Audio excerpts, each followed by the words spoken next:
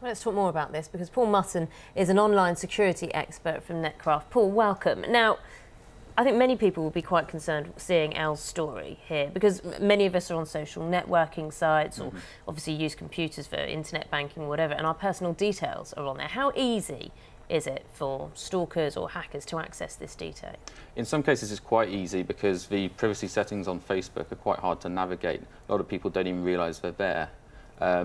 At the end of the day, if you don't want people to find out information about you, don't put it online. It's as simple as that. So the onus, you're saying, has to be on the user. The internet is just too big, it's just too vast for anyone else to really police it. Partially, yes. I mean, ISPs can do a little bit to help out by encouraging users to install antivirus software and firewalls and such like.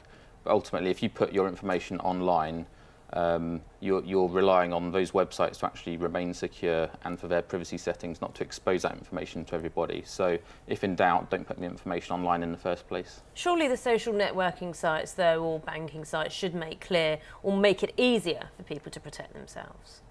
They should indeed, but you also dependent on the security of those websites, not just the way they're designed to hide your privacy. For example, where I work at Netcraft, we do a lot of penetration testing, and some of the websites I've looked at, even online banking websites, are not as secure as you'd hope they might be. One online banking website I was testing, you could even trick it into allowing you to transfer a negative amount of money to another person's bank account, which of course results in you gaining money and them losing it.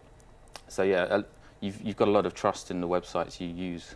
Yeah, and then if someone has sort of stolen your identity or managed to get into your account or whatever, tracking them down is difficult because the servers go up and down all the time, it changes constantly. Yeah, if you've got a dedicated attacker after you, they'll probably try all sorts of tricks to make themselves hard to find. There's anonymizing proxies out there which will make it virtually impossible for anyone to track back the attack to that person.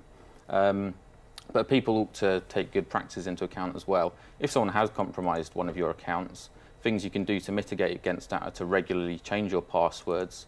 And another important thing is to not choose easy to guess passwords. You know, never set your password to your dog's name or your spouse's name and so on, because someone you know will easily guess that. Don't use words that are in a dictionary because, again, they're easy to guess. And also, don't use the same password for all of the websites you use. If someone manages to compromise your Facebook account, for example, if you've used the same password for your email account, then that person could also access your email. Once they've got into your email, it's then a lot easier for them to reset your passwords on other websites and then get those passwords emailed to the account which they've now got access to. End up with a long list of passwords, unfortunately. Indeed, yeah. Okay, Paul, thanks very much for joining us this morning. No problem. Right, this is